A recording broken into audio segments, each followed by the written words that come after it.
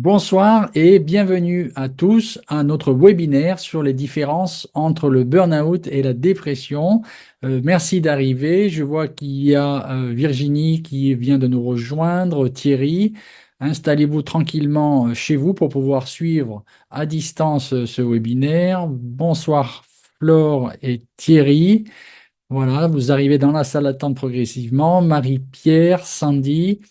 Voilà, prenez le temps de vous installer, de prendre de quoi noter.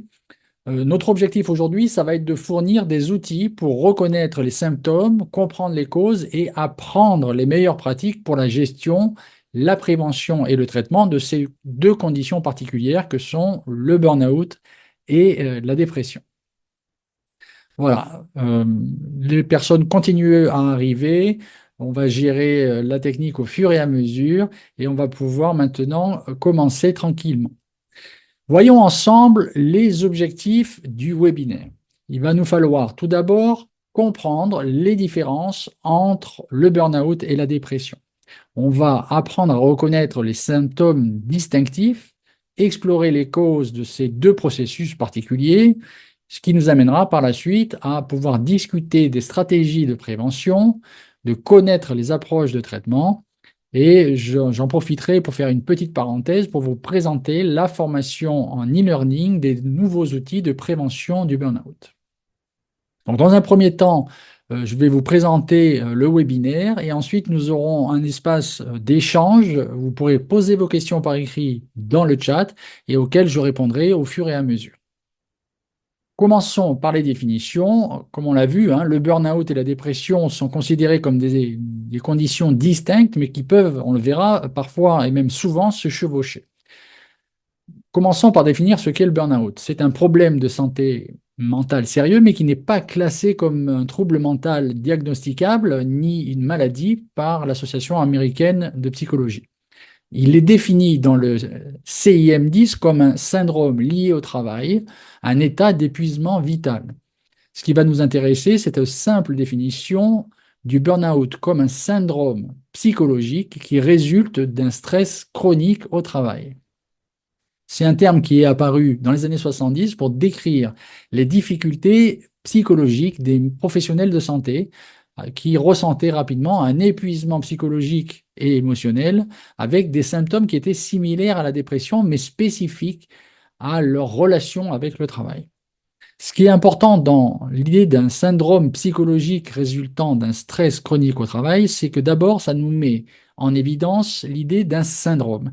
Un syndrome, ça veut dire que c'est un ensemble de symptômes polymorphes qui sont le résultat d'un stress chronique. Donc, on va avoir un déséquilibre au niveau du système nerveux autonome qui va avoir des répercussions dans de nombreux domaines physiologiques, émotionnels, comportementaux, cognitifs, et on va avoir une combinaison de plus de 130 symptômes qui vont composer donc des vignettes cliniques tout à fait différentes en fonction des vulnérabilités des différents individus. Pour définir la dépression, tout d'abord, il faut comprendre qu'elle fait partie, elle, de la nomenclature psychiatrique. À la fois dans le DSM-5 et le CIM-10, elle est décrite comme un trouble de l'humeur caractérisé par, vous le savez, une tristesse persistante. Tout le monde a déjà eu des épisodes de déprime ou de dépression, une perte d'intérêt pour les activités habituelles, de la fatigue, des troubles du sommeil, des troubles de la cognition. Et bien sûr, c'est quelque chose qui est extrêmement répandu puisque l'Organisation mondiale de la santé a classé la dépression comme le trouble le plus handicapant chez les individus en milieu de vie. Pour préciser la définition, nous allons nous intéresser maintenant aux symptômes du burn-out. Diagnostiquer un burn-out, ça peut être complexe. On l'a vu en raison de l'absence de critères diagnostiques universellement reconnus et du fait qu'on a énormément de symptômes polymorphes qui peuvent se combiner de manière aléatoire. On a pour autant un outil de diagnostic efficace qui s'appelle le Maslach Burnout Inventory, qui va nous permettre de mettre en évidence trois piliers essentiels pour diagnostiquer le burn-out: l'épuisement, la dépersonnalisation et le sentiment d'échec. Le burn-out, on le sait, est lié au contexte professionnel, mais aujourd'hui, sa définition s'est élargie au domaine sportif, au domaine artistique, même pour les études, et aussi chez les parents, on peut parler de burn-out parental. C'est toutes ces manifestations qui surviennent quand on est dépassé et qu'on n'a plus les ressources pour faire face à un stress chronique. Alors, bien évidemment, l'épuisement, il peut être physique, émotionnel et mental. Il fait référence au surmenage et à cette incapacité à faire face à la charge de travail. La dépersonnalisation, elle se caractérise par une attitude distante, cynique, une insensibilité, un détachement envers le travail et les personnes qui y sont liées. Et ça peut même se généraliser, hein, à l'entourage assez rapidement. Il va y avoir un manque de motivation et d'engagement. Ce comportement cynique peut aboutir, en particulier chez les soignants, à une forme de déshumanisation qui va confiner à la maltraitance. Enfin, on a le sentiment d'échec avec la perception d'un faible accomplissement personnel qui comprend des sentiments d'incompétence, d'inefficacité, une perte de productivité et une baisse importante de la confiance en soi et de l'estime de soi. Contrairement au burn-out, la dépression est plutôt non spécifique dans ses causes par nature et elle peut survenir dans n'importe quel domaine de la vie. Elle peut être influencée par des facteurs, nous le verrons plus tard, génétiques, environnementaux, de développement. Et on a un outil qui nous permet de l'identifier en clinique, c'est le PHQ-9. Grâce à des entretiens cliniques et à ce test, on va pouvoir faire un diagnostic qui est plus formel.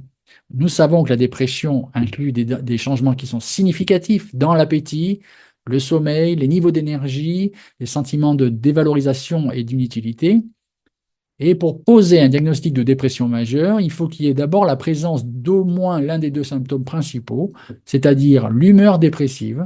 C'est ces patients qui sont tristes, moroses, pessimistes, ce que les psychologues appellent la dysphorie.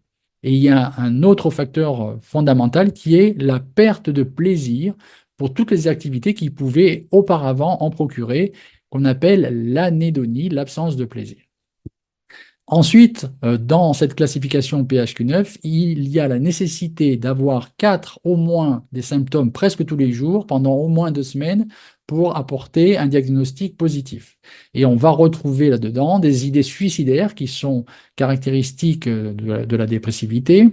Évidemment, comme dans le burn-out, on va avoir une fatigue chronique avec un épuisement physique, émotionnel et mental, des troubles du sommeil importants avec des insomnies, des somnolences, des difficultés de concentration et de mémorisation. Il peut y avoir aussi une agitation ou un ralentissement psychomoteur. Et puis, on a une perte d'intérêt qui est relativement généralisée à l'ensemble des domaines de la vie, une démotivation, une dévalorisation, un sentiment de culpabilité et d'inutilité qui va aussi confiner à une estime de soi très basse. Quand on va parler des causes de ces deux conditions, on peut déjà identifier un facteur commun. Le stress va jouer un rôle central à la fois dans le burn-out et dans la dépression. Et on va retrouver en particulier ce que les psychologues appellent la théorie de l'impuissance apprise lorsqu'un individu perçoit qu'il n'arrive pas à exercer de contrôle sur son environnement. En ce qui concerne le burn-out, on va avoir des causes qui sont essentiellement, par définition, liées au travail. Bien sûr, il y a le stress professionnel avec tout ce que ça suppose, c'est-à-dire des demandes excessives, des objectifs inadaptés, des horaires et des charges de travail trop élevées, éventuellement des conflits interpersonnels dans l'entreprise ou avec les clients, une insécurité de l'emploi. Tout ça, bien sûr, c'est les éléments qui sont les premiers à mettre en cause dans la survenue d'un burn-out. Ce qui est important aussi, c'est de comprendre que ce processus d'épuisement des ressources, qui se fait après l'exposition à un stress chronique, va aussi nécessiter de se pencher sur la manière dont ces ressources peuvent venir à manquer. Qu'il y ait un manque de formation, de moyens ou de personnel, qu'il y ait un manque de soutien social dans le cadre du travail, ou que l'hygiène de vie fasse que la personne ne peut plus se ressourcer et se régénérer. Tout cela va faire pencher la balance dans un déficit de ressources qui va faire s'installer un stress chronique et avec des effets délétères sur le long terme. Il est aussi important de considérer dans les causes du burn-out les facteurs individuels. Les traits de personnalité, les vulnérabilités, par exemple le perfectionnisme ou l'engagement de la personne dans le travail, le besoin de reconnaissance, sont des traits de personnalité qui peuvent entraîner un déséquilibre entre la vie personnelle et professionnelle qui vont aggraver et renforcer le risque de burn-out. Quand on considère les causes de la dépression, il est important de voir qu'elle est multifactorielle. Elle affecte tous les domaines de la vie, elle manque souvent de déclencheurs clairs et les causes sont non spécifiques. On a pu identifier en particulier différents éléments. La recherche a pu prouver qu'il y avait des facteurs génétiques qui donnent une prédisposition héréditaire et biologique. Il peut y avoir aussi des marqueurs biochimiques avec un déséquilibre avec les neuromédiateurs du bonheur que sont la sérotonine et la dopamine qui peuvent être en déficit et aggraver les troubles dépressifs. Et bien sûr, on va retrouver également des causes environnementales avec éventuellement voilà, des traumatismes, des événements de vie stressants, mais aussi le stress professionnel, exactement comme dans le burn-out, c'est-à-dire qu'il peut contribuer à la dépression, mais il n'est qu'un des cofacteurs possibles d'influence environnementale. Pour aller plus dans le détail au niveau des différences de diagnostic entre burn-out et dépression, on va considérer 3 points particuliers. Tout d'abord, la durée des symptômes. Le burn-out se développe progressivement après une exposition longue à du stress. Donc, suite à du stress chronique, on va avoir un épuisement des ressources qui fait que la personne ne peut plus s'adapter à la situation et donc va basculer dans le burn-out. La dépression peut survenir, quant à elle, de manière beaucoup plus soudaine. Elle ne suit pas forcément une progression linéaire. Il peut y avoir des épisodes qui varient en durée et en récurrence. Deuxième point, en ce qui concerne les causes principales. On l'a vu, le burn-out est par définition spécifique au contexte de stress professionnel et il découle d'un stress prolongé dans des domaines spécifiques comme le travail, les études, le sport par exemple. Ce qui est particulier, c'est que les individus qui souffrent de burn-out peuvent se sentir mieux quand ils s'éloignent du travail. Donc pendant les week-ends, pendant les vacances ou à la suite d'un arrêt de travail, on va avoir une amélioration, tandis que les personnes qui sont atteintes d'une vraie dépression ne sont pas affectées par de tels changements. De plus, on l'a vu, la dépression peut avoir des origines multifactorielles et non spécifiques. Elle peut survenir indépendamment du contexte ou en réponse aussi à un facteur de stress. Elle n'a pas besoin d'être causée par quelque chose de négatif et il n'est pas toujours facile d'identifier les causes qui sont à l'origine de cette dépression. Enfin, troisième point, nous allons parler des symptômes spécifiques. Et là, on revient aux définitions. Le burn-out se caractérise par le trépied caractéristique, l'épuisement, la dépersonnalisation et le sentiment d'échec. Pour la dépression, on va avoir des symptômes de fatigue, une humeur dépressive et morose, une perte de plaisir et d'intérêt. Et on l'a vu, un certain nombre de critères diagnostiques qui sont assez bien identifiés. Pour préciser les différences entre le burn-out et la dépression, on peut trouver un certain nombre d'informations pour les comparer dans ce tableau. Tout d'abord, au niveau de la fatigue. On sait que l'épuisement est le critère principal du burn-out et donc la fatigue est très intense en phase de burn-out et elle est variable dans la dépression. Le sentiment de tristesse est caractéristique de la dépression et il n'est pas forcément présent dans le burn-out. On peut avoir, par exemple, de la colère. De la même manière, la perte d'intérêt et de plaisir est généralisée dans la dépression et elle peut être simplement localisée à ce qui pose problème dans le burn-out de manière liée au travail. Il peut tout à fait subsister une motivation, une envie de faire des projets dans le burn-out en général extérieurement au travail, alors que dans la dépression, il n'y a plus du tout de désir ou de projection dans l'avenir. En ce qui concerne la capacité à récupérer, dans le burn-out, elle existe, elle est temporaire. Après une période de repos, pendant les vacances, on va avoir une amélioration qui est nette, alors que dans la dépression vraie, la dépression majeure, peu importe si les conditions extérieures s'arrangent, qu'on soit en vacances ou autre, l'humeur sombre va persister. En ce qui concerne le risque de suicide, on l'a vu, c'est un facteur spécifique de la dépression et qui est assez faible dans le burn-out. Je pense que c'est nécessaire de préciser que ça ne veut pas dire qu'il n'y a pas de risque de suicide dans le burn-out, mais plus précisément, à mon avis, que à partir du moment où le risque suicidaire se précise, c'est qu'on va avoir une bascule depuis le burn-out vers une dépression majeure. Et donc, c'est important de pouvoir avoir des critères qui nous permettent d'identifier à quel stade et dans quel état on se situe. Enfin, les symptômes d'insomnie peuvent être tout à fait généralisés dans la dépression et ils sont variables dans le burn-out. On l'a vu, l'estime de soi est complètement au ras des pâquerettes avec la dépression. Il y a une dévalorisation globale qui touche tous les domaines de la vie de la personne. Et dans le burn-out, c'est souvent plus spécifique au cadre de travail. Enfin, le sentiment de dépersonnalisation, de déshumanisation, cette fatigue de l'empathie va être caractéristique du burn-out à terme et elle n'est pas nécessairement présente dans la dépression. Alors bien sûr, il y a beaucoup de points communs entre le burn-out et la dépression. Nous l'avons vu, dans les causes, le stress est un facteur tout à fait commun et en particulier, les chercheurs ont identifié un sous-type de dépression qu'on appelle la dépression atypique et qui peut être confondu avec le burn-out parce que en particulier, il y a une réactivité de l'humeur, c'est-à-dire que l'humeur peut s'améliorer en réponse à des événements positifs. Il va y avoir une forte sensibilité au rejet, donc qui entraîne un déficit social ou professionnel significatif qui se rapproche du vécu professionnel. Et puis, il y a un marqueur biologique qu'on appelle l'hypocortisolisme. C'est le fait qu'il y a un dosage sanguin du cortisol qui est très très bas, qui est altéré, du fait, dans le burn-out, d'un fonctionnement altéré de l'axe hypothalamo-hypophysaire surrénalien, et qui se retrouve aussi dans la dépression atypique, hein, où on a un taux de cortisol très très bas. Par ailleurs, il faut bien reconnaître que les troubles dépressifs peuvent découler de conditions stressantes sur le lieu de travail et être une vraie dépression. Ce n'est pas parce qu'on peut identifier du stress professionnel qu'on est forcément simplement dans du burn-out. Il y a des vraies dépressions qui peuvent découler, entre autres, de conditions de travail difficiles.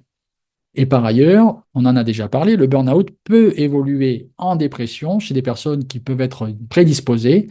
Ça peut commencer comme un burn-out et se transformer en dépression, surtout chez les personnes qui ont déjà eu des épisodes dépressifs, qui ont une tendance dépressive, et cela indépendamment des circonstances.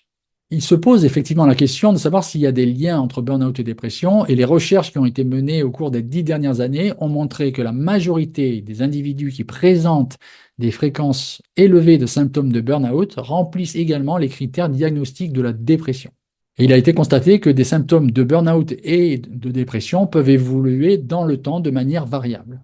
Voilà, avant de passer aux stratégies de prévention et de traitement du burn-out et de la dépression, on va prendre un petit temps, une petite parenthèse pour vous présenter la nouvelle formation sur les nouveaux outils de prévention du burn-out. Tout d'abord, je voudrais me présenter un petit peu plus dans les détails. Donc, je suis le docteur Olivier Benaroche, chirurgien dentiste à l'origine, et d'une certaine manière, je peux me présenter comme un survivant du burn-out. Vous l'imaginez bien, la profession de dentiste apporte énormément de stress, beaucoup de responsabilités, beaucoup de charges, et il est fréquent dans cette profession, avec de nombreux confrères que je connais, de partager des moments où on est sur le fil du rasoir, on est prêt à s'effondrer. Et d'une certaine manière, j'ai été personnellement amené à chercher des solutions, d'abord de manière un peu instinctive, puis de manière beaucoup plus stratégique, pour tout d'abord éviter de tomber dans la spirale infernale du burn-out et de l'effondrement et de l'épuisement total. Et puis, par la suite, comme j'ai été passionné par ce que j'ai découvert, j'ai fait des formations, notamment en hypnose médicale et d'un point de vue intégratif, pour aussi aujourd'hui aboutir à prendre en charge des personnes en tant qu'hypnothérapeute pour des problématiques de stress, de pré-burn-out, de burn-out et de dépression.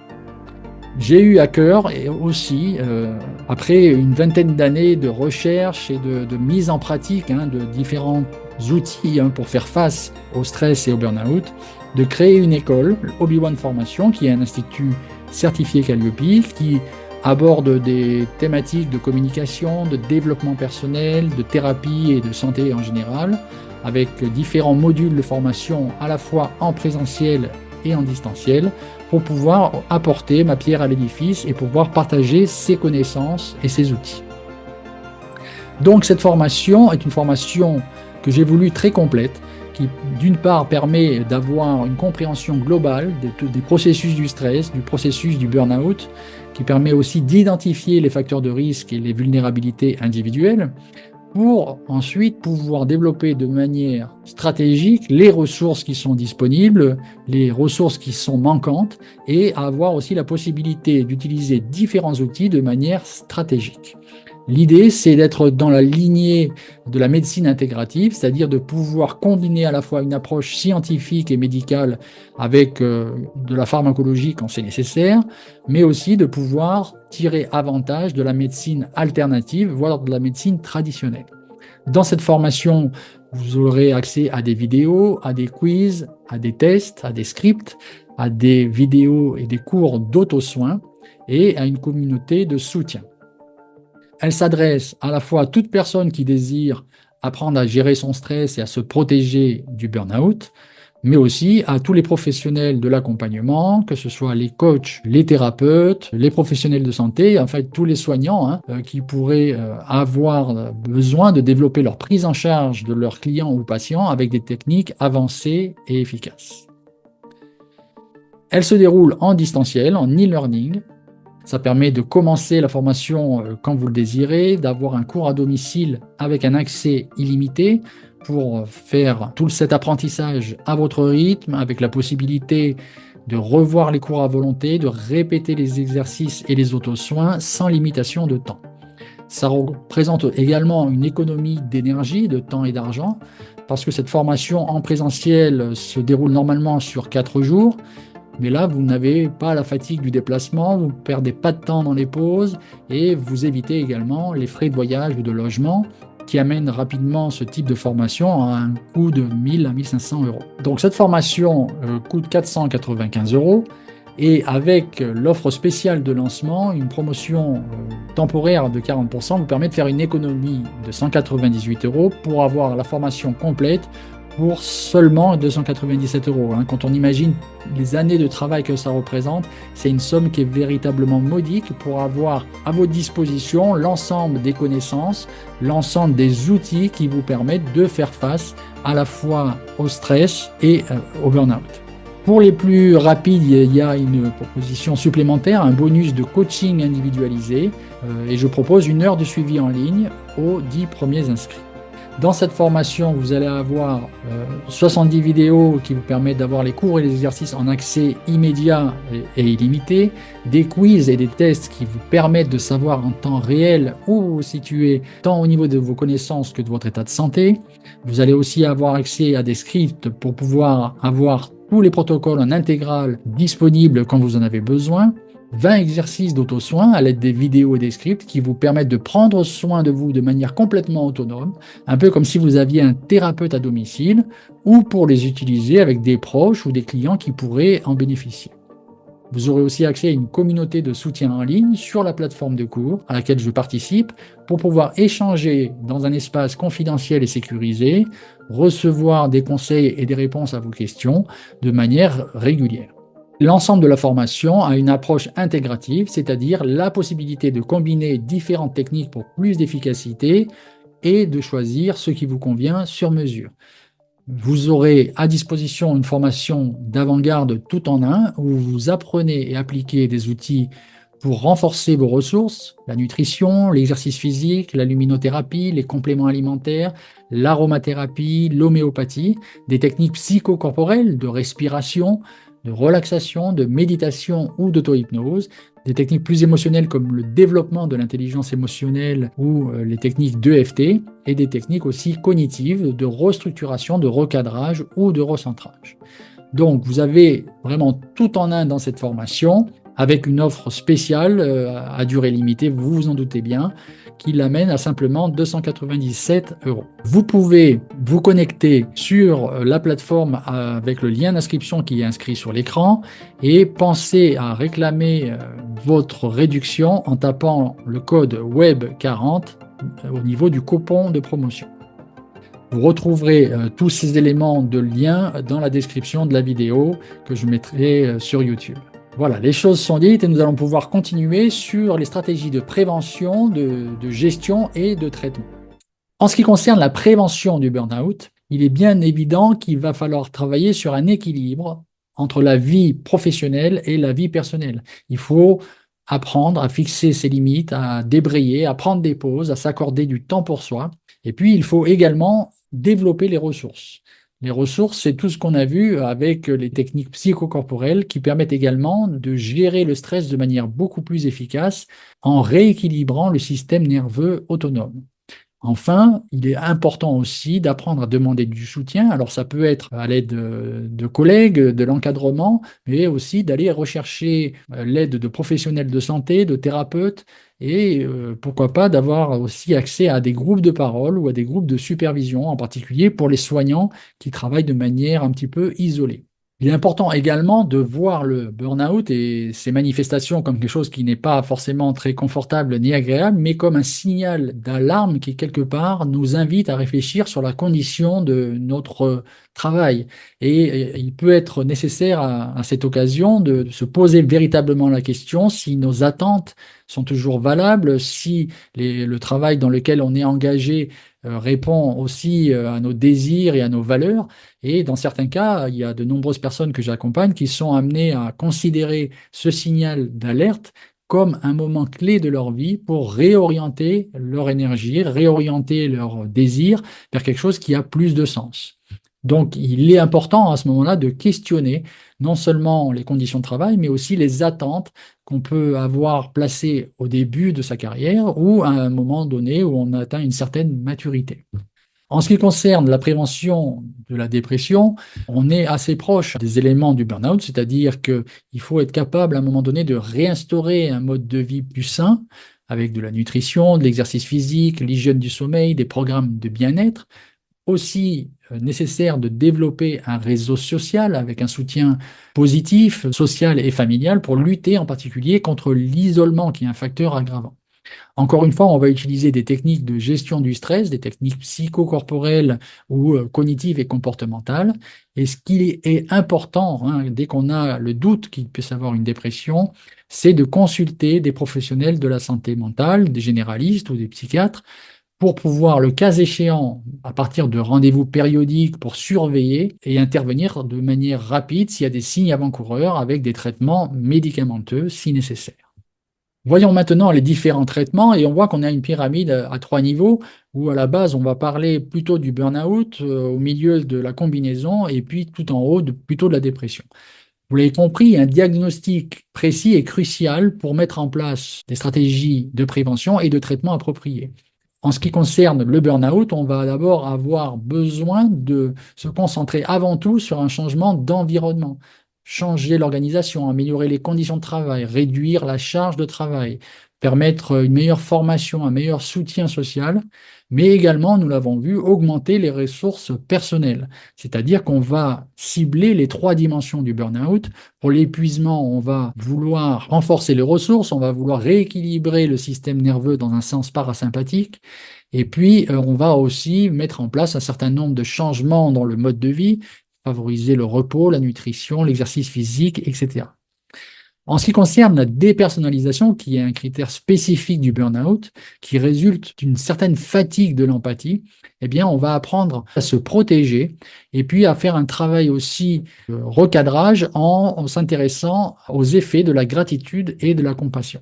Pour ce qui concerne le sentiment d'échec, il est important aussi de travailler pour augmenter également la confiance et l'estime en soi, apprendre des stratégies de gestion du stress qui peuvent être comportementales ou cognitives et faire un travail psychologique sur les attentes et éventuellement sur un certain nombre d'interrogations existentielles qui sont à l'œuvre dans ces deux conditions qui vont nous interroger sur nos valeurs, sur nos croyances, sur nos désirs, sur nos objectifs.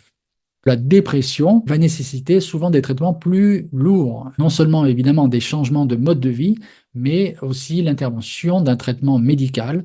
Vous le savez, en particulier avec des antidépresseurs, des tricycliques, des inhibiteurs de la recapture de la sérotonine, des inhibiteurs de la monoamine oxydase qui vont permettre de rééquilibrer les neurotransmetteurs qui sont trop bas. Il est important de mettre en place un suivi psychiatrique ou psychologique et quelquefois, on peut même utiliser des thérapies électroconvulsives quand c'est nécessaire. Ce qui est important de bien comprendre, c'est que la littérature de recherche a bien démontré que la dépression est traitable.